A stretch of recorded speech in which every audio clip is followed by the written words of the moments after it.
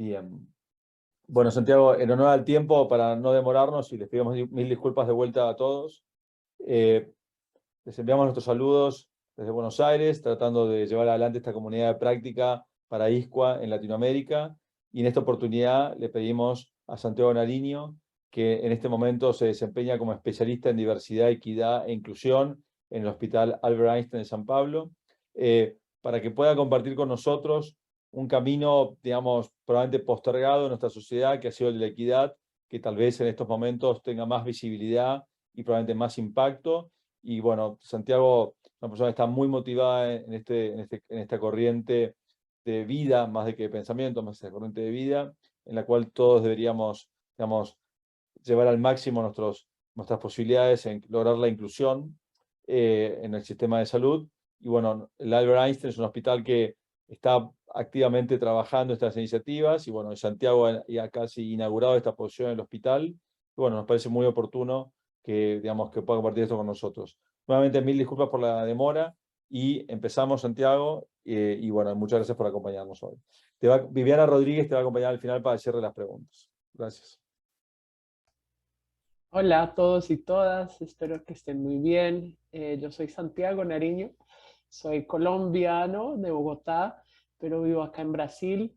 Antes de acá trabajaba en el IHI, el Institute for Healthcare Improvement en Boston, donde pasé 20 años de mi vida eh, en Boston y 7 en IHI. Entonces, mi jornada ha sido una muy rica, con muchos profesores que me han ayudado en esta jornada de equidad, diversidad e inclusión, pero hoy acá estoy para hablarles un poco sobre equidad en la práctica y cómo se ve eso en la práctica y cómo lo hacemos para que no sea solo un concepto que pensemos de incorporar, sino cómo lo podemos hacer en nuestro día a día como profesionales en el lado corporativo o en el lado asistencial, porque hay dos componentes que son muy importantes en esa perspectiva, pero es muy importante colocarlo en contexto de cada uno de nosotros y nosotras para que podamos hacer este trabajo en la práctica. Entonces hoy les voy a hablar mucho sobre eso. Yo soy especialista en diversidad, equidad e inclusión del hospital. Empecé en el hospital en septiembre del 2021, entonces tengo unos 10 meses que estoy acá haciendo este rol. Y ya les contaré un poquito sobre cómo hemos hecho eso en los últimos meses. Entonces hoy les quiero compartir, traer un poco de experiencias aprendidas en el Albert Einstein y nos ayudará a hacer una reflexión sobre cómo debemos considerar la equidad. También les quiero traer una reflexión sobre el estado de las inequidades en la región y cómo es nuestro deber como profesionales de la salud para actuar en una forma diferente. Entonces me imagino que ustedes con ese conocimiento de calidad y seguridad del paciente saben muy bien la frase que cada sistema es diseñado para obtener los resultados que obtiene y en las partes de las inequidades es el mismo contexto. Entonces tenemos que pensar sobre las inequidades, sobre algo sistémico, cómo podemos hacerlo. La agenda del día de hoy les voy a contar algunas historias que espero que los motive a ayudar a esa reflexión de cómo esto se ve en el día a día de las comunidades más vulnerables y nos va a ayudar a entrar en cómo lo hacemos acá en el Einstein y algunos ejemplos prácticos. Entonces espero usar estos 40 minutos con ustedes de esa forma.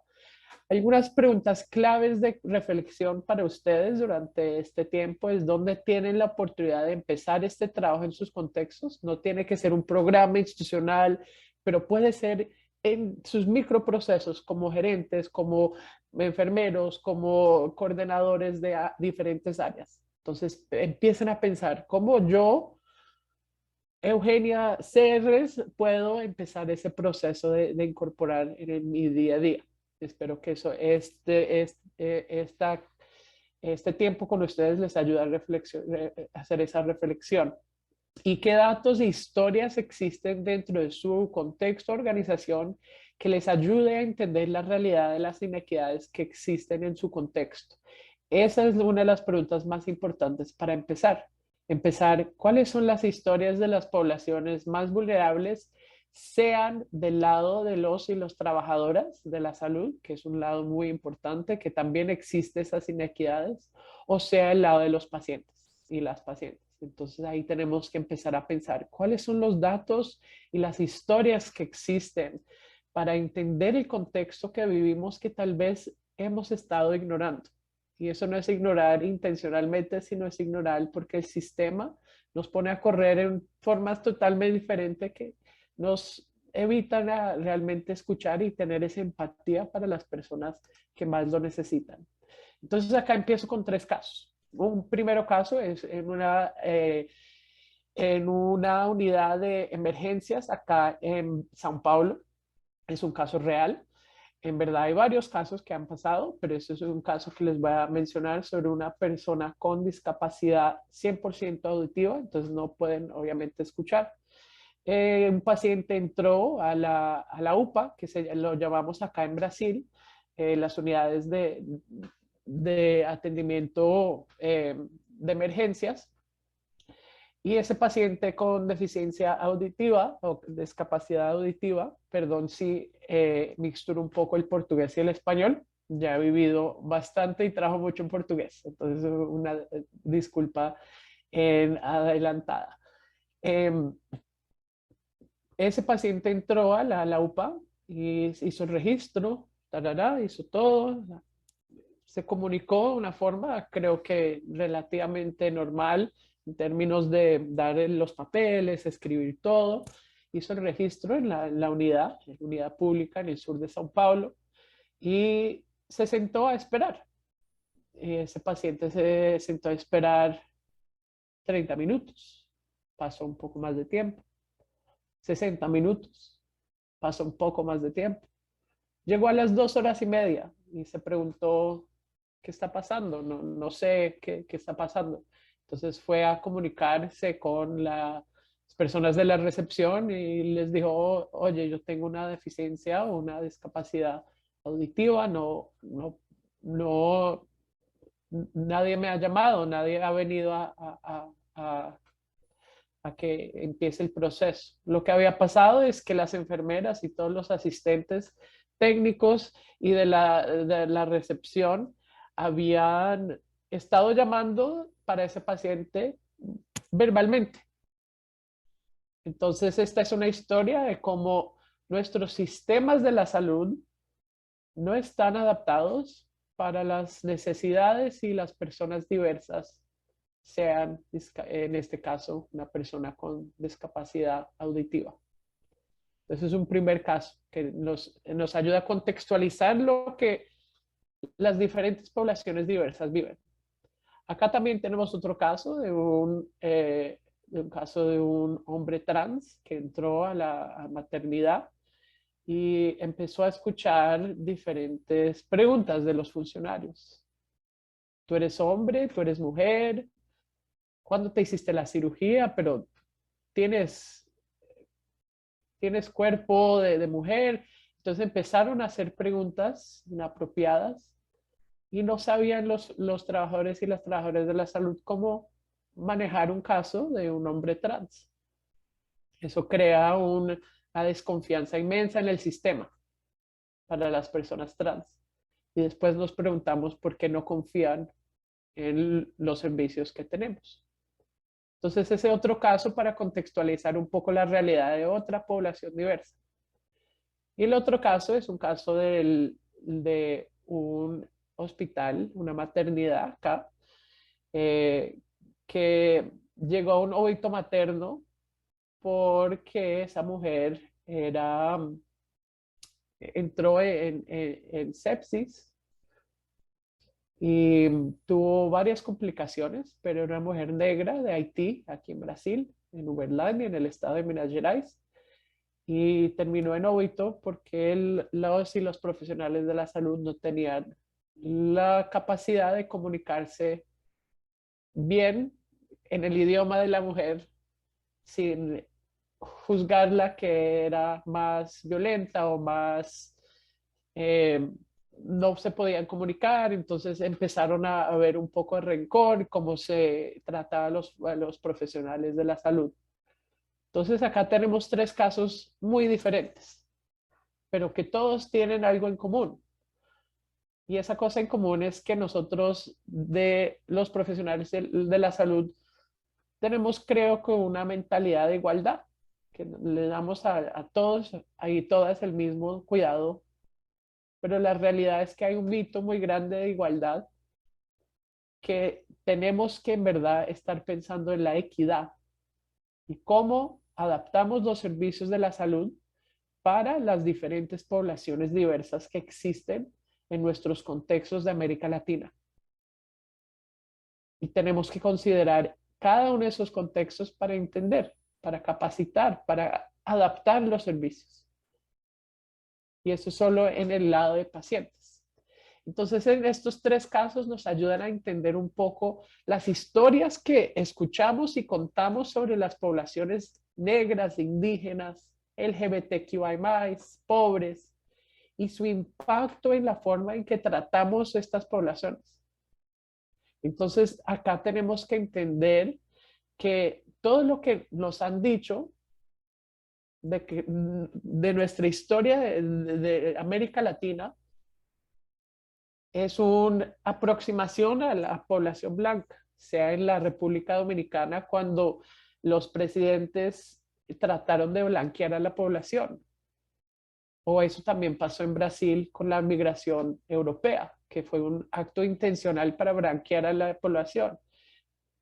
Eso también pasó con la población LGBT cuando la epidemia de VIH y AIDS pasó en los finales de 1980. Eso es porque los maricas o los gays son sucios. Entonces, esas historias que nos han contado en nuestras vidas, en la historia y dentro de las políticas que han sido incorporadas, esas historias todavía permanecen en cómo nosotros vemos a las personas diferentes. Eso también se considera las mujeres en ese tiempo. Las mujeres no podían votar en muchas de nuestras poblaciones hasta un tiempo muy cercano. Una mujer no se podía registrar para trabajar sin la aprobación del hombre o de su esposo. Y eso paró en 1960, 80, 70, en muchas diferentes leyes de nuestra región. Entonces tenemos que considerar esas historias que nos han contado sobre estas poblaciones, que uno ahora, bueno, yo tengo un amigo negro, gay, tarara, pero tenemos que ver cómo eso se manifiesta en el cuidado que damos a las personas. Acá les traigo algunas frases que hemos escuchado. Esos casos son para que ustedes, los enfermeros, enfermeras y los asistentes sociales lo logren. No tengo nada que ver con los pacientes vulnerables. Ese es un médico hablando sobre la población vulnerable aquí en Brasil. ¿Cómo lo haces? ¿Puedes tener un cabello tan hermoso con ese color tuyo? Ese es contexto de una mujer negra recibiendo ese comentario sobre su cabello en el contexto de las normativas de la belleza que tenemos y cuánto eso es explícito dentro de cómo nos comunicamos con los otros y otras. No lo hago por ser transfóbico, relájate.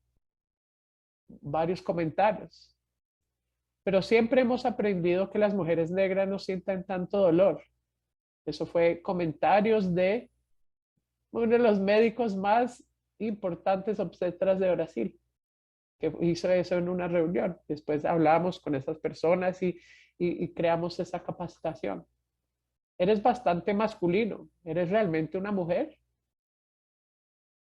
Pero si ha estado aquí 3 veces con infecciones sexuales u juzgamento. Esas mujeres negras realmente saben cómo dar luz. Esa enfermera es muy sentimental. No creo que pueda hacer un buen trabajo como gerente. Wow, todo el mundo lo está pasando mal. Deberías calmarte. No seas tan reactiva. Esos comentarios son todos comentarios reales del trabajo que hemos venido haciendo acá en el contexto de América Latina. Eso es lo que pasan las personas diversas todos los días y lo que llamamos micro y macroagresiones dentro del contexto de trabajadores y también pacientes. Entonces tenemos que acordarnos que estas son historias que nos han contado en la historia de nuestros países, de nuestras regiones, y tenemos que darnos cuenta cuánto eso se manifiesta en diferentes situaciones en el sistema de salud, en el cuidado y también en el apoyo físico y emocional que le damos a los pacientes. Y los datos no nos mienten. Entonces empezamos con 3 historias, empezamos con frases específicas, pero los datos nos cuentan una historia drástica que está pasando en el país y en los países en que vivimos. Con relación al parto en Brasil, solamente 27% de las mujeres negras tuvieron un acompañamiento, al contrario de las mujeres blancas, que suman a 46.2%. Además de otras desigualdades como cuando se trata de anestesias, informaciones de posparto, lactancia materna. Y eso no es una cosa solo de Brasil.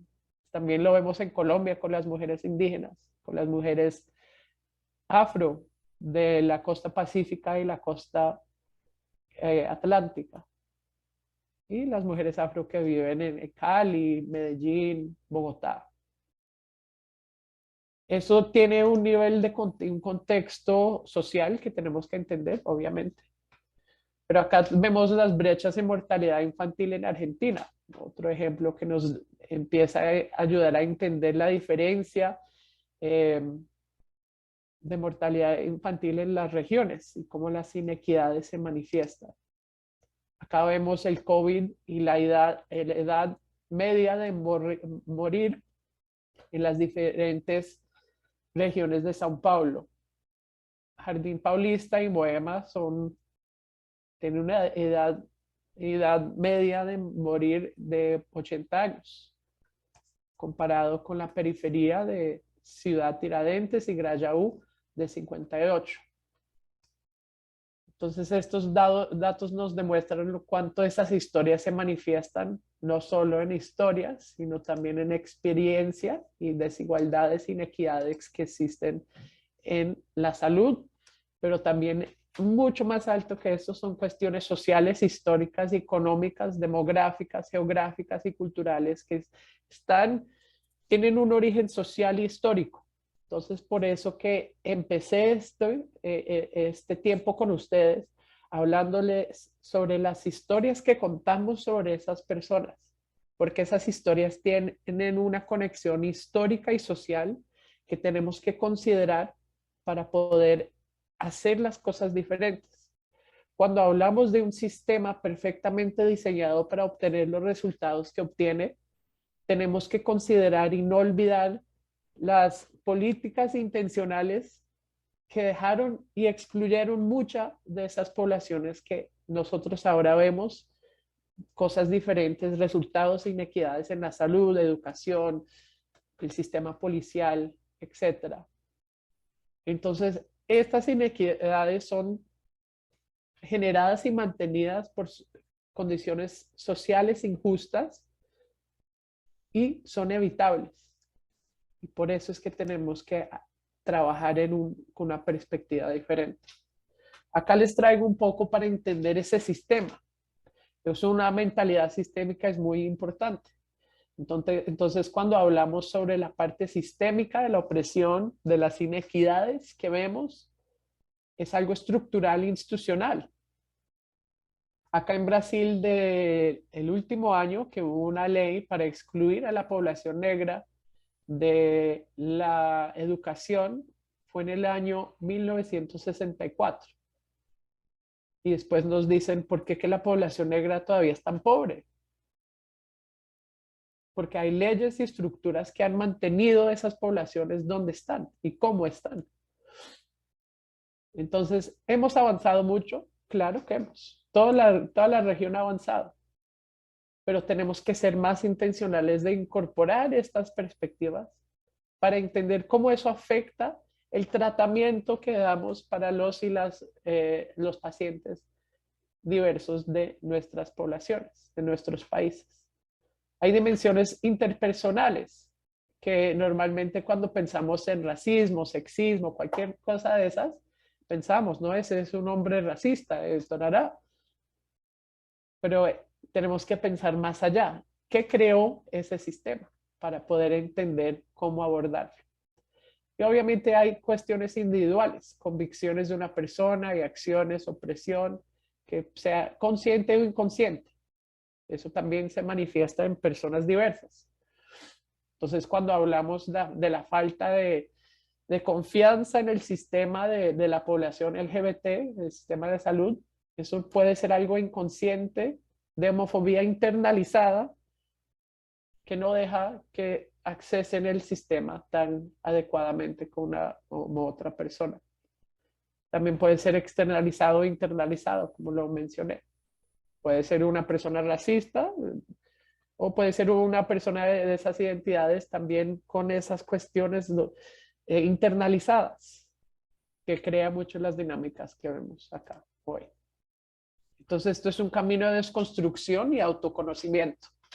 El camino de equidad es algo, una jornada que tenemos que empezar nosotros a desconstruir lo que hemos aprendido. Y tenemos que sentirnos cómodos con lo incómodo que nos, yo como hombre blanco en la sociedad latinoamericana, en verdad soy mestizo, pero tengo apariencia más blanca, eso trae un privilegio enorme dentro del día a día. Entonces, esto es un camino de desconstrucción que tenemos que hacer al nivel individual, interpersonal, con nuestros equipos, con nuestras personas, institucional y estructural. ¿Cómo cambiamos esas estructuras para que podamos reverter un poco del daño que han hecho y que hemos hecho como sociedad? Entonces, acá entra el grande mito de la igualdad. Yo con todos los proyectos, todas las personas que trabajo, todo el mundo me dice, no, yo trato a todo el mundo igual, le doy tanto el amor, todo eso. Y no dudo en el amor y la intención de todas las personas y los héroes del área de salud. Pero tenemos que pensar un poco diferente. Todas las poblaciones no se van a adaptar y van a tener necesidades diferentes. Entonces acá es cuando necesitamos entender el concepto de la equidad. No estamos hablando de darle al mismo servicio a todos y todas. Estamos hablando de dar un servicio adaptado a las necesidades de las poblaciones. Nuestros sistemas públicos hemos avanzado bastante con esta cuestión, pero todavía hay mucho por hacer, como lo hemos visto en los 3 ejemplos muy reales que pasaron acá en Brasil y que pasan en toda la región, y sé que pasan. Entonces acá traemos el quintruplo objetivo de la HI, que se conecta mucho con la equidad en salud. Ese es el quinto objetivo. Tenemos la mejora de la experiencia del paciente, que se conecta con una perspectiva de equidad en salud. Los 3 ejemplos nos demostraron que si no tenemos equidad no vamos a tener una buena experiencia del paciente, especialmente esas personas diversas. Reducir el costo per cápita o el desperdicio. Podemos ver el desperdicio en el tiempo de espera que un paciente tiene de la población con, sin capacidades o con deficiencia. Podemos ver reducir el costo per cápita en varias diferentes conexiones que se conectan con la falta de acción en el lado de equidad. Y para mejorar la experiencia de los empleados y las trabajadoras de la salud, tenemos que tener una experiencia de equidad en salud también, porque las diferentes poblaciones dentro del contexto de trabajo tienen una experiencia totalmente diferente. Y van a ver un ejemplo muy, muy claro sobre eso con los ejemplos que les voy a traer. Y no se diga la salud poblacional. La salud poblacional es intrínsecamente conectada con la equidad en salud. Ustedes, como bien saben, como profesionales de la salud, ven las iniciativas de los agentes de la comunidad, todo eso, que es para trabajar en verdad cómo adaptar y llegar más a las poblaciones más vulnerables. Entonces ya se está haciendo un poco de esto, pero todavía falta mucho, especialmente en el entrenamiento de los y las profesionales de la salud y cómo lidiar con esas diferencias. Entonces, acá les traigo una pregunta. ¿Cómo es que se conecta la equidad en salud, salud poblacional y la experiencia de los y las trabajadores de la salud? Acá ya empezamos a hacer esa reflexión. No voy a parar acá por causa del tiempo, pero es una pregunta importante que todo es conectado. Acá entendemos que sin equidad no hay calidad. Entonces es importante hacer toda esa conexión para entender cuánto los tres ejemplos que les traje al inicio se conectan con el respeto y la dignidad que les tenemos que dar a todos y todas. La dignidad es el estado interno de paz que viene con el reconocimiento y la aceptación del valor del ser humano.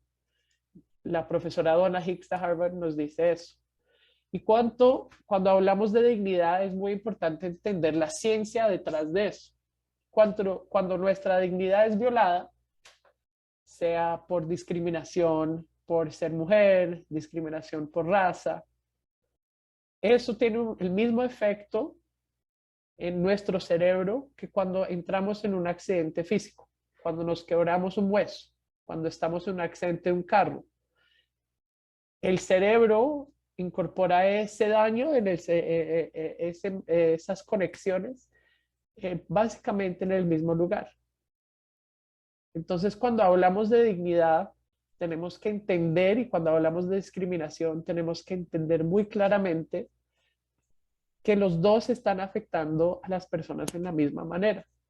No es solo la violencia física que nos daña tanto el autoestima, etcétera, de cada ser.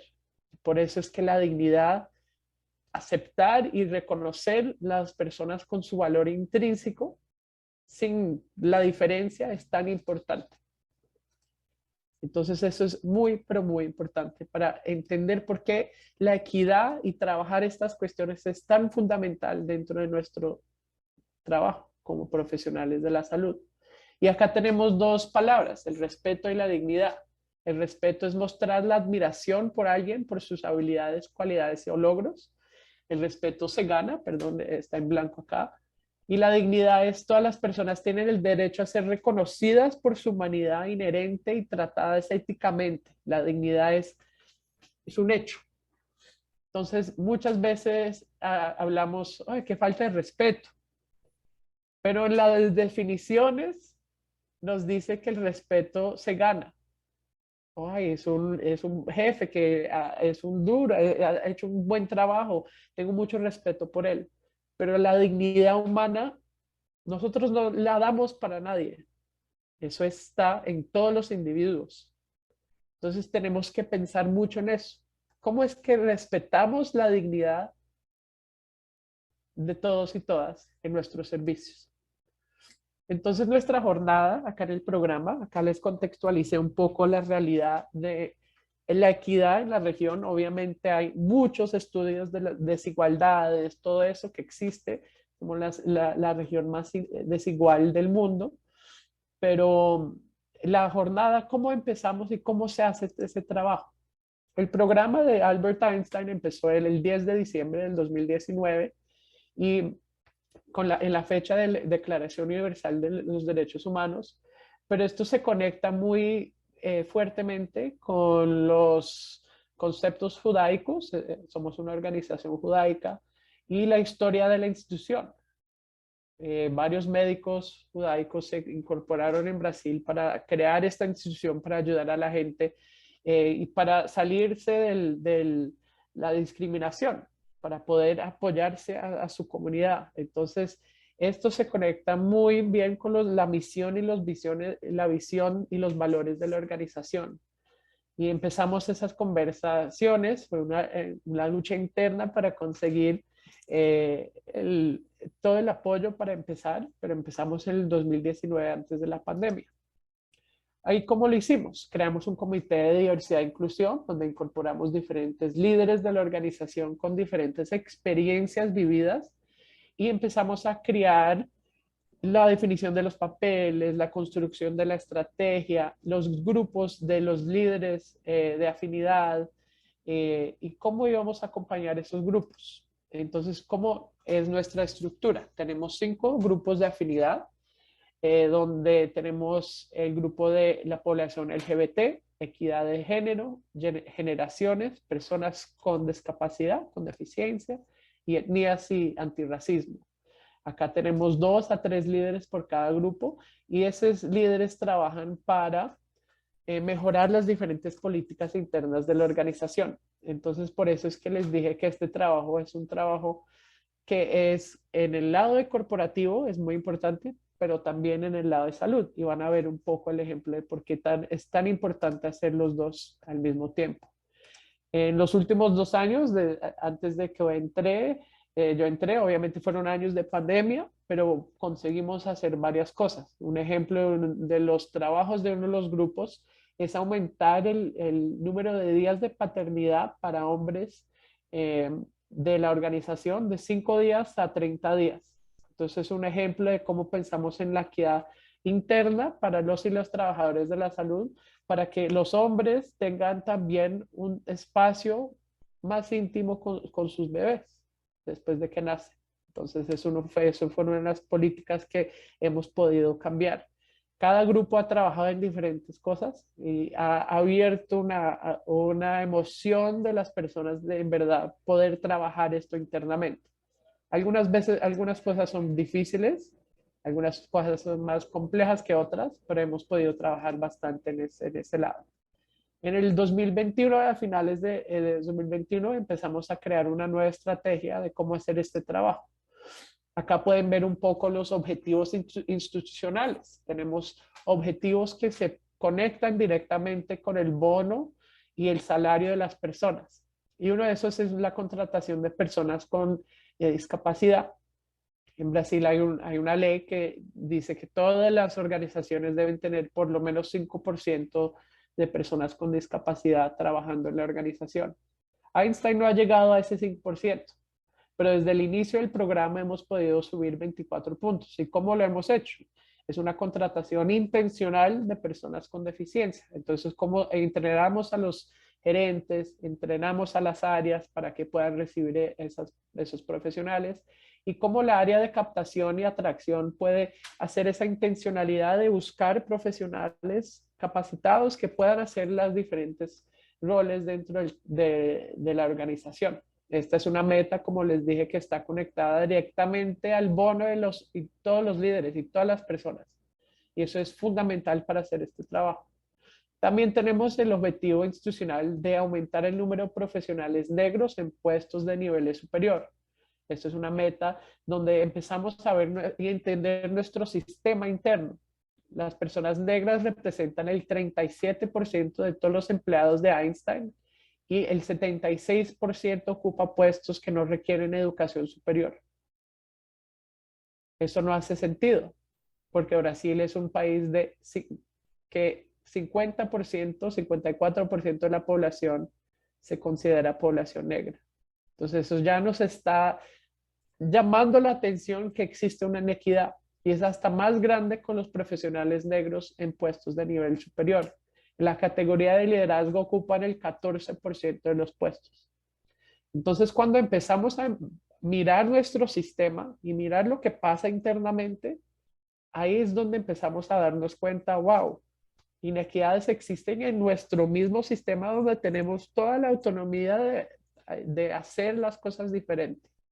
Acá nuestra estrategia para eso ha sido un mapeamiento de fuentes de reclutamiento, una búsqueda activa de profesionales y tenemos diferentes iniciativas donde los profesionales negros, otros profesionales nos pueden indicar personas negras para trabajar en las diferentes profesiones, en el lado corporativo, en el lado de asistencia.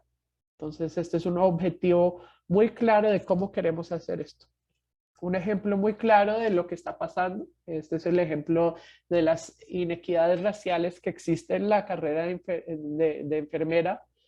Acá vemos que las auxiliares de enfermaje, de enfermería son casi 50% negras. Acá en Brasil, pardo y preto es considerado negro. Y ven cómo esas posiciones van subiendo, que las personas negras van disminuyendo. Entonces, esto es un nivel muy claro de lo que existe en la sociedad, de todo lo que hemos hablado en los conceptos de equidad y lo que existe en nuestro sistema. Entonces, cuando empezamos este trabajo, no podemos ignorar lo que pasa en nuestro sistema. No podemos empezar a actuar para los pacientes si internamente no somos diversos y no representamos a la población brasileña en el contexto de Einstein. Entonces, esto es una reflexión que necesita empezar con lo interno. Nuestra estrategia, empezando el año pasado, de enero de este año, tiene 7 puntos estratégicos. Reclutar y contratar y retener colaboradores diversos, establecer un equipo diverso de gerentes que tengan metas claras de equidad, diversidad e inclusión, centrando en esa cultura inclusiva de dignidad y respeto. Número 3 es cultivar una cultura de aprendizaje. Sabemos que este trabajo no se hace llamando a alguien racista. Ese trabajo se hace aprendiendo con los otros y las otras personas. Se hace aprendiendo con los errores que nosotros cometemos y compartiendo esos errores con nuestros equipos. Y aprendiendo y haciendo diferente. Número 4 es adaptar los servicios asistenciales para que sean centrados en equidad y culturalmente apropiados. Entonces, las 3 historias que empezamos hoy se conectan muy bien con esto. Cómo que los servicios de la asistencia, de la recepción, necesitan tener las preguntas, por ejemplo, de orientación sexual, identidad de género, si una persona tiene alguna discapacidad y raza y etnia. Ese es un ejemplo muy claro y uno de nuestros trabajos para comenzar a entender, tenemos que identificar esas poblaciones para poder después hacer el trabajo diferente. Número 5 es fomentar una cultura de dignidad, respeto y que se conecta mucho con los fluxos de cómo lidamos con las faltas de dignidad, violaciones de dignidad, como les llamamos, o falta de respeto en el contexto de pacientes y trabajadores o entre trabajadores de la salud. Entonces hemos trabajado bastante. Incorporar los datos estratificados para una mejora continua. Entonces sabemos que la era de calidad, todo eso ha traído una perspectiva muy fuerte de datos, pero América Latina todavía está muy atrasado con los datos estratificados. Entonces es un trabajo gigantesco que nos ha costado acá en Einstein y nos va a continuar doliendo en ese crecimiento. Y finalmente, crear espacios de creación de conciencia sobre equidad, diversidad e inclusión y cómo tenemos que hacerlo intencionalmente e invertir para que las personas aprendan. ¿Cómo lidio con un hombre trans en una maternidad? Eso no lo aprendí en la escuela de enfermera, eso no lo aprendí en la escuela de medicina. Entonces, ese tipo de cosas que son muy importantes. Y acá les traigo una frase: las personas más cercanas al dolor deben ser las más cercanas al poder, conduciendo e informando el codiseño del sistema. Entonces acá hemos hecho todo el trabajo siempre en codiseño con las personas más afectadas, sea con los grupos de afinidad, sea con el grupo de codiseño de personas trans que tenemos en la organización. Entonces acá les ayudo a entender un poco el contexto de nuestra estrategia. Acá ya entramos en uno de los ejemplos. Tenemos diferentes programas de empleabilidad para atraer personas diversas. Y acá es muy importante entender varios conceptos. Bueno, tenemos más personas negras, más personas con discapacidad que están trabajando, pero no, como ustedes bien saben, no todo cambio siempre resulta en una mejora, pero toda mejora requiere un cambio. Acá cuando incorporamos a personas diversas, muy chévere, muy bien, van bien, pero tenemos que tener en cuenta cómo que creamos creamos una cultura de pertenecimiento dentro de la organización. Es muy fácil ya incluir a las personas, pero si los gerentes y los equipos no tratan bien a esas personas trans y todavía hay mucho racismo, va a haber un problema ahí. Entonces tenemos que ser muy intencionales de cómo incorporamos las personas diversas por la misma razón que empezamos esta conversación, por las historias que contamos dentro de nuestra sociedad, que la mayoría de nosotros ni percibimos que son sexistas, racistas, homofóbicas, etc.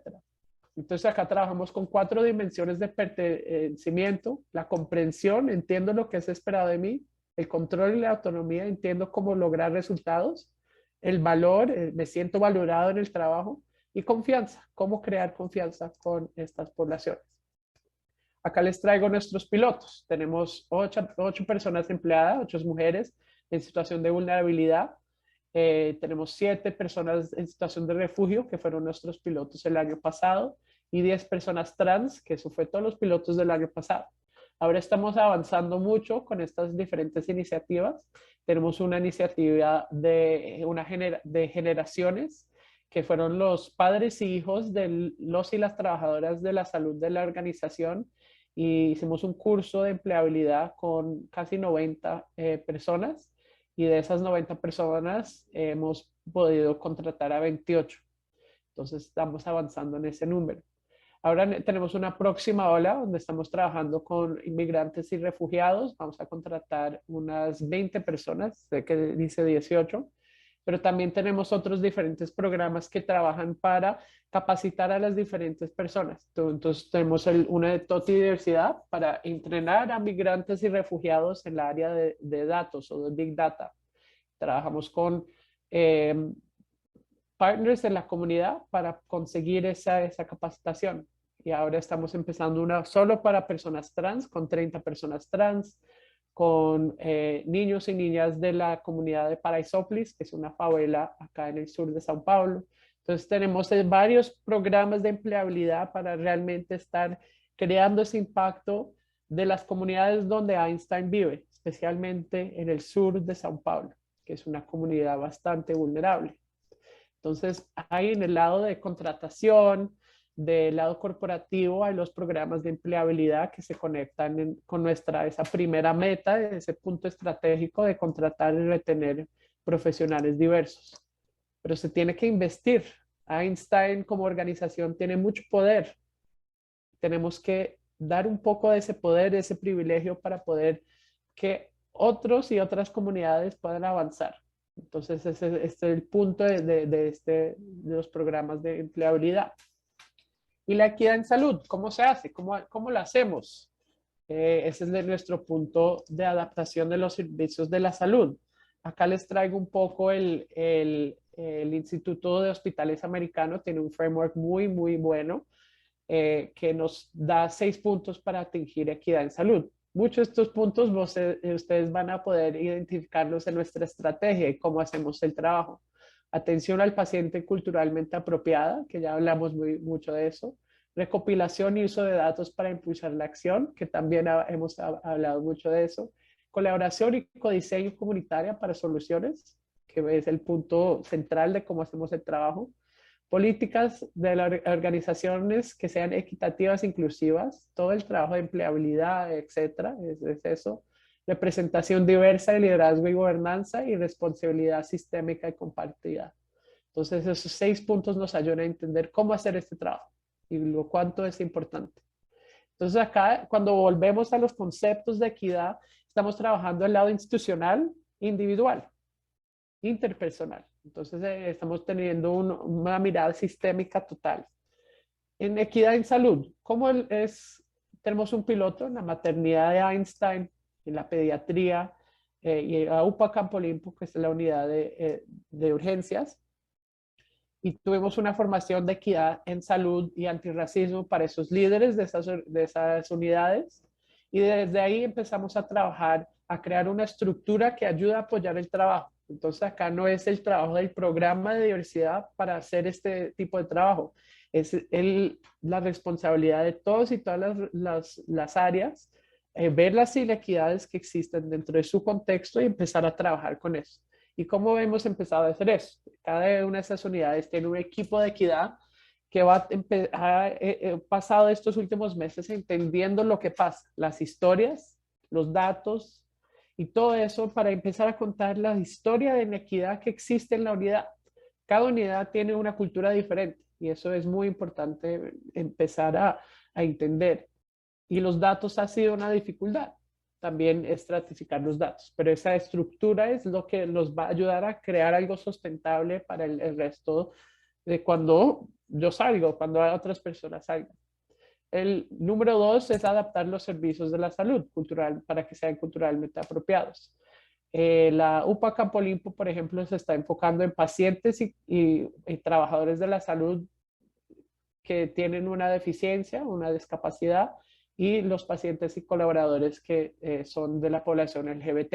Están empezando en esas poblaciones y han empezado a incorporar ideas de cambio para que podamos adaptar los servicios de la salud más fuertemente. El ejemplo más claro y primero y más importante es conseguir hacer esas preguntas para que podamos identificar y hacer las cosas diferentes.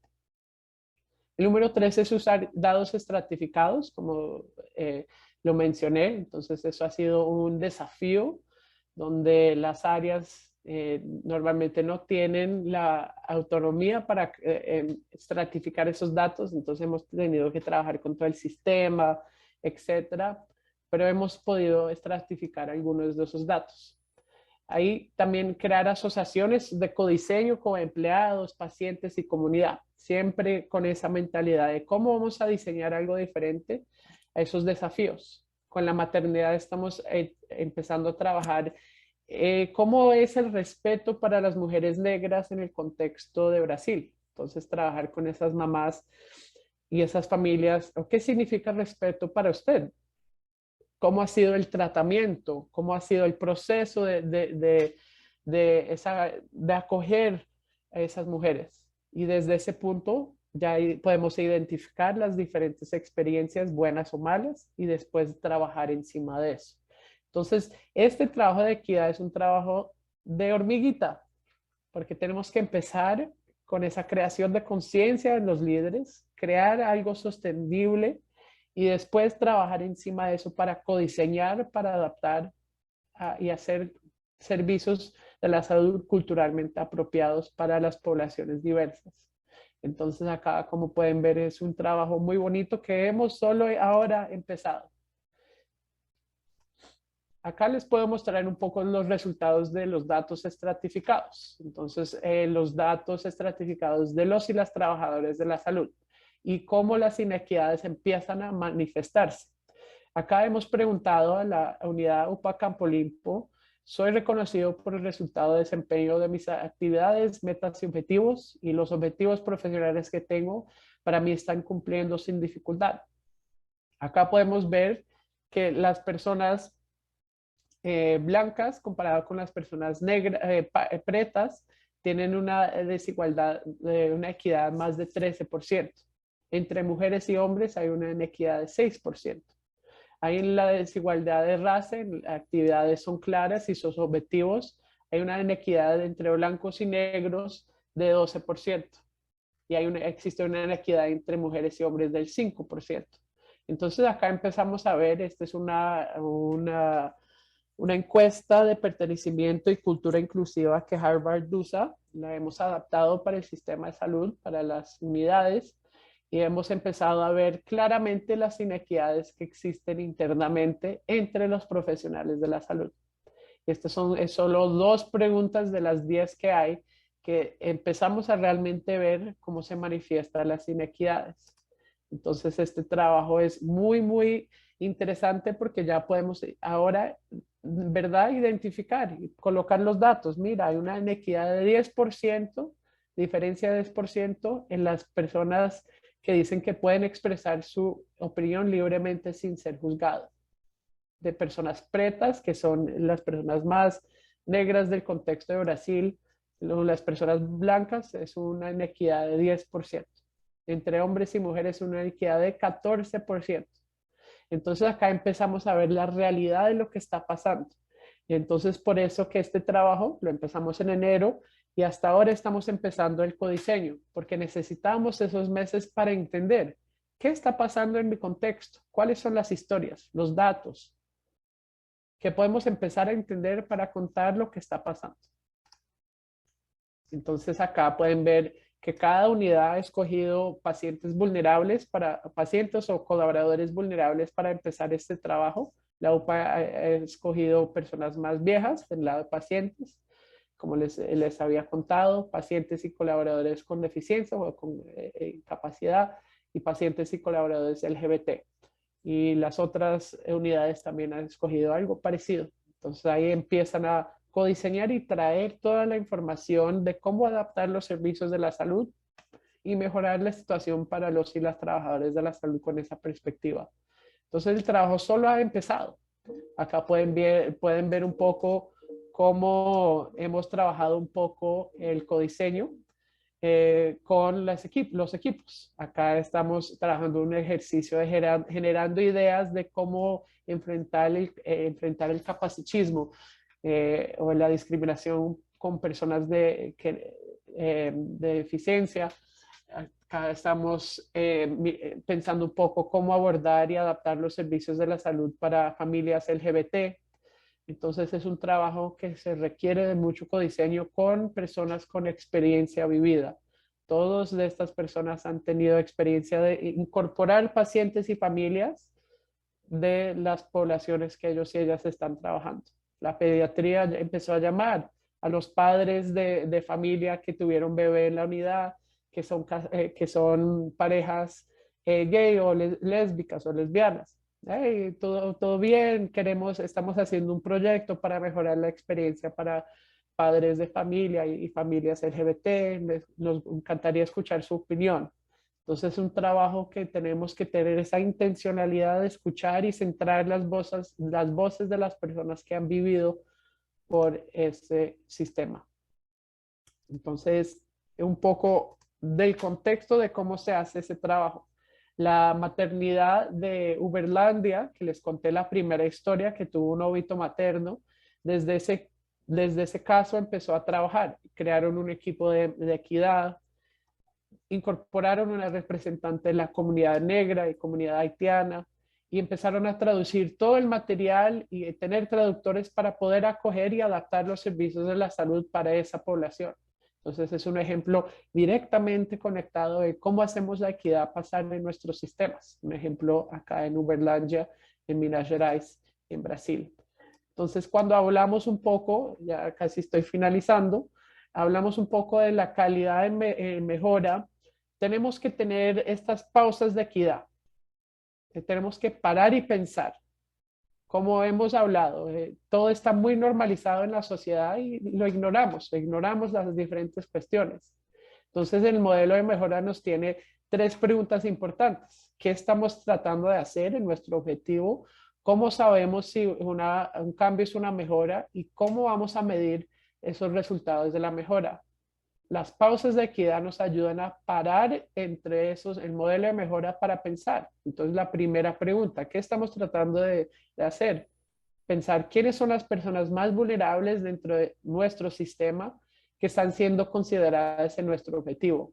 Muchos de nuestros proyectos de mejora son enfocados explícitamente para la población LGBT, para la población negra, porque sabemos que esas poblaciones normalmente tienen resultados peores y también tienen inequidades muy grandes en el sistema de salud. La segunda pausa de equidad, con la pregunta, ¿cómo sabemos si un cambio es una mejora? ¿Vamos a estratificar esos datos? Porque si no los estratificamos, estamos ciegos a nuestro sistema. Entonces, acá es cuando hablamos, sin equidad no hay calidad.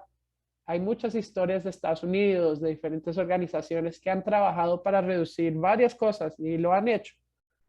Pero los datos agregados nos cuentan una historia cuando vemos en realidad las inequidades en esa misma población son inmensas y ni han mejorado.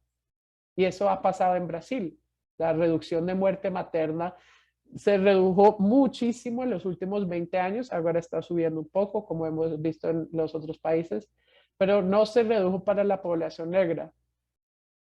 Entonces, ahí hay un problema. Y la última pregunta es, ¿cuáles cambios podemos hacer que van a resultar en una mejora? Y acá tenemos que preguntarnos, ¿estamos codiseñando esos cambios con las personas más vulnerables del sistema? ¿Estamos escuchando las voces de de esas personas? Entonces el modelo de la mejora nos ayuda a hacer mejora continua, pero tenemos que tener las pausas intencionales de equidad, si no nos vamos a olvidar de las poblaciones que realmente necesitan esa mejora. Es una paradoja muy extraña que el movimiento en general ha olvidado en la región. No todos, pero en general se ha olvidado. Entonces acá les dejo preguntas de reflexión.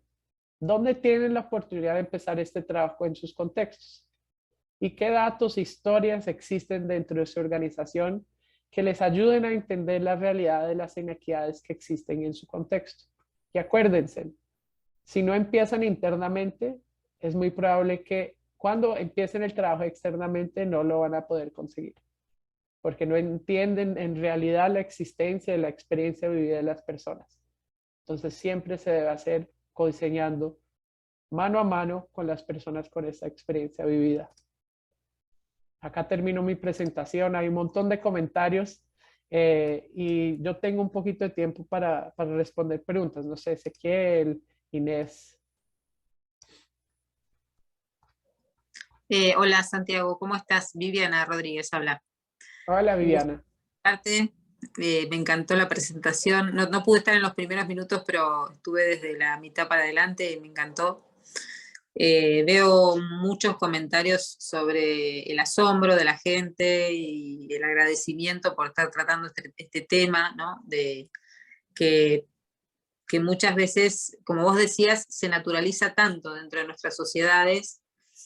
Y primero quiero pasarte una pregunta que me parece que tiene que ver con algo que tal vez no quedó muy claro. Víctor pregunta, ¿por qué es inequidad que una enfermera sea gerente? Al explicarla, no, entonces ahí la historia que estamos tratando de mostrar es cuando una enfermera le dicen, creo que esa enfermera es un poco emocional, no creo que sea una buena gerente. Entonces, cuando se conecta la emocionalidad de las mujeres en no ser buenos gerentes o no ser buenas gerentes. Entonces, ese ejemplo es muy común porque las mujeres son consideradas más emocionales, más diferentes, etcétera. Y eso es considerado como no va a ser buena gerente por eso. Entonces, ese era el contexto de ese ejemplo. Sí, bueno, es algo, el análisis subjetivo, ¿no? Que tenemos de las personas y no técnico u objetivo de cada uno de nosotros. Una pregunta que me surge del comentario que hacías sobre que la población negra tenía esta restricción educativa, ¿no? Que impacta muchísimo dentro de las sociedades y dentro de las actividades técnicas. Nosotros, si bien desde Argentina la mirada histórica ha sido muy inclusiva en la educación, hemos tenido muchos años ya de mucha más vulnerabilidad social y menos acceso a la educación asociado a la vulnerabilidad social.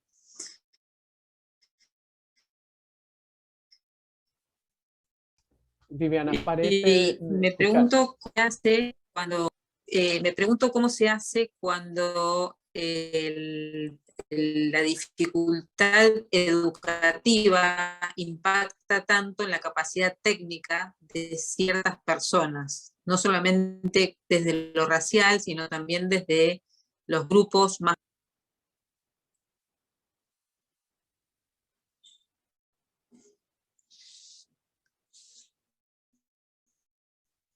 Te escuché, creo que parte de la pregunta. ¿Me escuchas, Viviana? Sí, yo te escucho bien. Perfecto. Ahí creo que voy a tratar de responderte con lo que escuché. Entonces, la capacidad educativa y los grupos minorizados o vulnerables,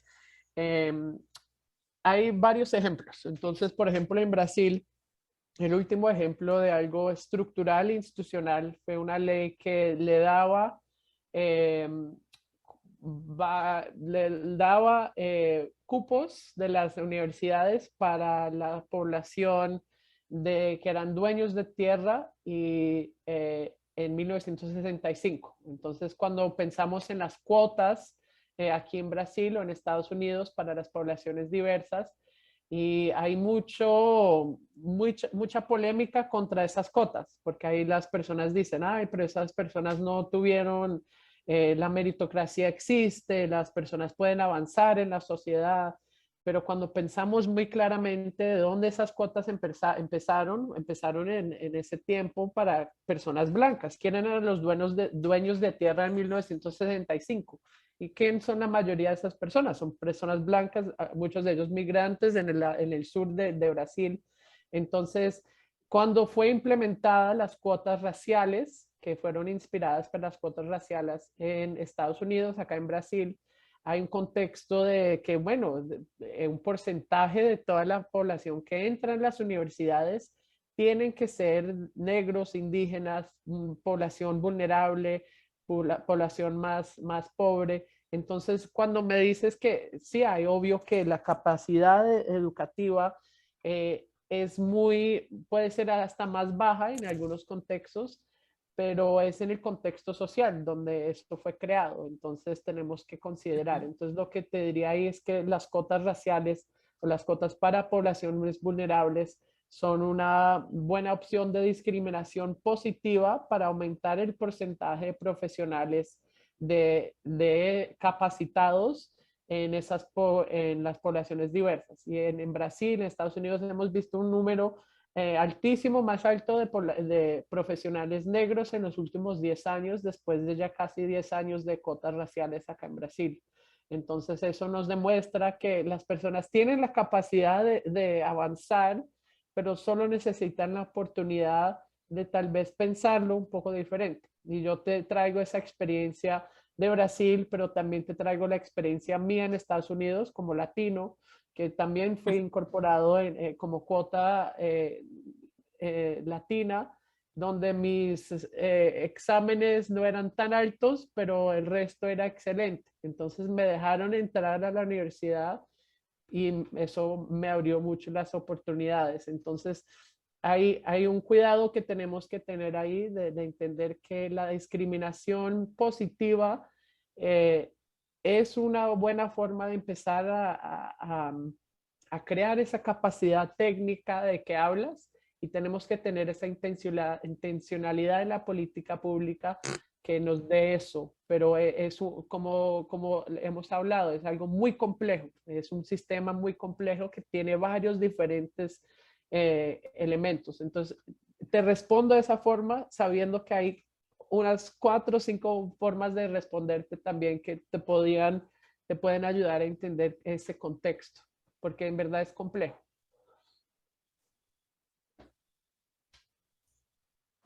Gracias, Santiago. Entiendo que la cuota termina siendo un aspecto de motivación social, ¿no? Para el avance o el alcance de algunas actividades que parecen prohibidas para ciertos sectores de la sociedad, ¿no?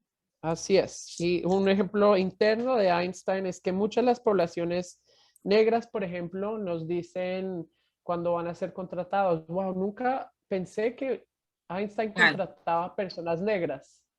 Y nos dicen eso así claramente. Nunca pensé que hubiera podido empezar a trabajar aquí. Entonces tenemos una desigualdad, una mentalidad que ya nos separa. Entonces, ¿cómo podemos ser intencionales a mirar dónde estamos contratando nuestros médicos? ¿Estamos contratando los médicos de Bahía, de Amazonia o solo en las universidades de São Paulo? Eso es un análisis que hemos empezado a hacer y la mayoría son de São Paulo. Entonces, cuando pensamos sobre cómo incorporar personas diversas, es pensar diferente. Nuestros procesos ahora están cogiendo las personas, seleccionando las personas de lugares de mucho privilegio. ¿Cómo podemos empezar a pensar diferente para incorporar médicos de Bahía, donde la mayoría de esos médicos son negros?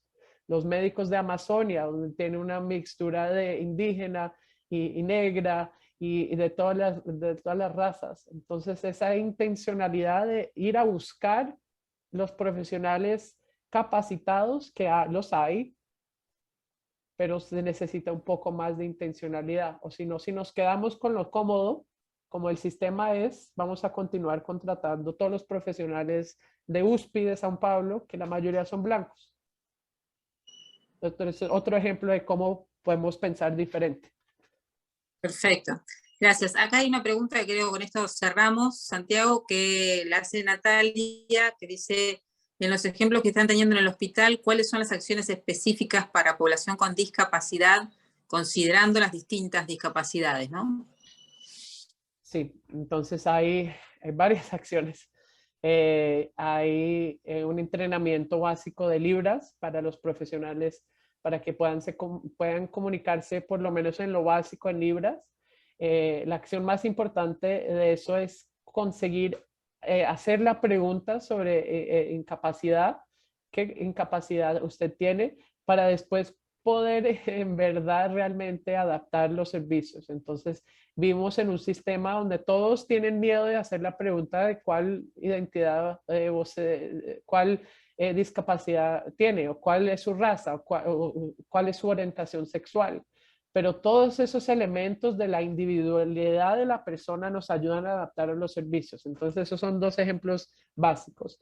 En términos de incapacidades de movilidad, hemos empezado a mapear bien en los hospitales con personas con diferentes incapacidades para entender cómo son los baños. Los baños son accesibles para esas personas, si no, ¿cómo lo podemos cambiar? ¿Cómo son los rieles, las escaleras?